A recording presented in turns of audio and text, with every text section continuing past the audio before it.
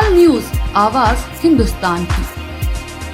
सपा के राज्यसभा सांसद रामजीलाल सुमन ने एक बार फिर अपने बयान से सियासी हलचल मचा दी है। आगरा में आयोजित प्रेस वार्ता के दौरान उन्होंने जयपुर हाईकोर्ट परिसर में लगी मनु महाराज की प्रतिमा को लेकर तीखा बयान देते हुए कहा कि मनु महाराज नारी और दलितों की प्रतिष्ठा के खिलाफ थे। सुमन ने आरोप लगाया कि जब जयपुर हाईकोर्ट में मुनि की मूर्ति स्थापित हो सकती है तो ग्वालियर खंडपीठ में भीमराव अंबेडकर की प्रतिमा लगाने में क्या अड़चन है। उन्होंने कहा कि ग्वालियर हाईकोर्ट के आदेश के बावजूद अब तक बाबा साहेब की प्रतिमा नहीं लगाई जा रही, जो बेहद दुर्भाग्यपूर्ण है। सपा सांसद ने यह भी दावा किया है कि उन्हें आज ग्वालियर खंडपीठ जाने से रोका गया। उन्होंने प्रशासन पर आरोप लगाया है कि हमें जानबूझकर दूसरे जिलों में जाने से रोका जा रहा है ताकि हम बाबा साहब की आवाज न उठा सकें।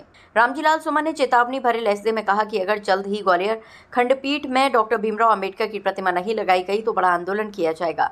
उन्होंने इस पूरे मामले की जानकारी मध्य प्रदेश सरकार पर डालते हुए कहा कि सब कुछ मध्य प्रदेश सरकार के इशारे पर हो रहा है, कुछ लोग जानबूझकर विवाद पैदा कर रहे हैं। इस बयान से एक बार फिर दलित राजनीति को लेकर बहस तेज हो गई। अब देखना ये होगा कि मध्य प्रदेश सरकार और ग्वालियर खंडपीठ इस पर क्या रुख अपनाते हैं।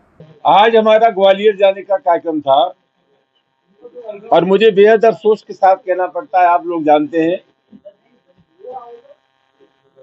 कि पिछले 2-2.5 महीने से उत्तर प्रदेश के किसी जिले में हमें नहीं जाने दिया। और आज जब ग्वालियर जाने का हमारा प्रोग्राम था तो हमारे मित्रों ने, साथियों ने प्रशासन से जब अनुमति मांगी हमारे प्रोग्राम के लिए तो वहां से अनुमति नहीं मिली।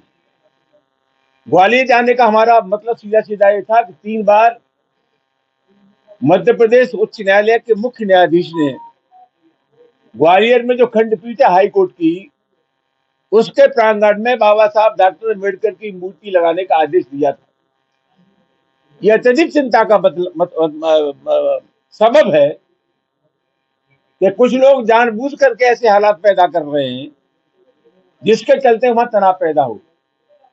3 आदेश होने के बाद भी जब डॉक्टर अम्बेडकर की प्रतिमा वहां स्थापित नहीं हो रही है, इसका सीधा मतलब है ये सरकार की लेटर व्यवस्था के चलते हो रहा है।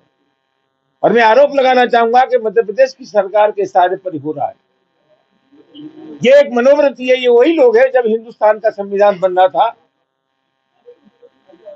तब इस मनोवृत्ति के लोगों का ये मानना था कि देश में जब संविधान है मनु महाराज का तो किसी नए संविधान की आवश्यकता नहीं है। ये वही लोग हैं जिन्होंने 55 साल तक राष्ट्रीय ध्वज को स्वीकार नहीं किया। तो एक मनोवृत्ति है, एक मेंटालिटी है, एक मानसिकता है जो इस अम्बेडकर की प्रतिमा को लगाए जाने का विरोध कर रहे हैं। आप सब लोग जानते हैं उच्चतम न्यायालय में सुप्रीम कोर्ट के प्रांगण में डॉक्टर अम्बेडकर की प्रतिमा लगी है।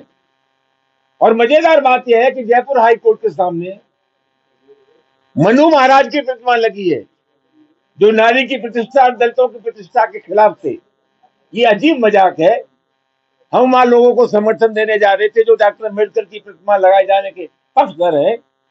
हमें उनसे कहना था कि आप अकेले नहीं हैं, हम आपको अपना समर्थन देने के लिए आए हैं और हम ये चाहते हैं कि तत्काल बाबा साहब डॉक्टर अम्बेडकर की प्रतिमा लगे ग्वालियर खंडपीठ के प्रांगण में।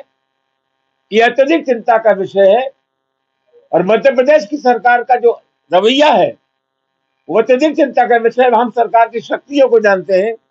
अगर मध्य प्रदेश की सरकार चाहती तो वह चंद मिनटों में ही डॉक्टर अम्बेडकर की प्रतिमा लग जाती। हम विनम्रता पूर्वक आग्रह करना चाहेंगे कि तत्काल लोग अपनी हरकतों से बाज आए, वहां तत्काल बाबा साहब डॉक्टर अम्बेडकर की प्रतिमा लगे, वरना पूरे देश और दुनिया में बाबा साहब डॉक्टर अम्बेडकर के मानने वालों की एक फौज है। वक्त रहते वहां प्रतिमा न लगी तो जन आंदोलन बनेगा, पूरे देश का आंदोलन बनेगा जिसकी पूरी जिम्मेदारी मध्य प्रदेश सरकार की होगी। आज सपा का वहाँ अनिश्चितकालीन धरना था, उसको अनुमति नहीं दी गई, इसको किस तरह से? वो अनुमति तो मेरे नाम से थी ना। अनुमति देने का मतलब ये था कि हम जा रहे हैं, हमारा प्रोग्राम था। तब कुल मिलाकर के, और मैंने समाजवादी पार्टी के लोगों से आग्रह किया था कि न सिर्फ समाजवादी पार्टी, जो मूर्ति लगाए जाने के पक्षधर लोग हैं, अधिवक्ता हैं, तमाम सामाजिक संगठन है, उन सबको मिलाकर के कार्यक्रम करना चाहिए। तो उन्होंने अनुमति मांगी थी, लेकिन सब तरह के लोगों को मिलाकर के हमारा आंदोलन होना था, हमारी सभा होनी थी, जिसकी अनुमति ग्वालियर प्रशासन ने दी।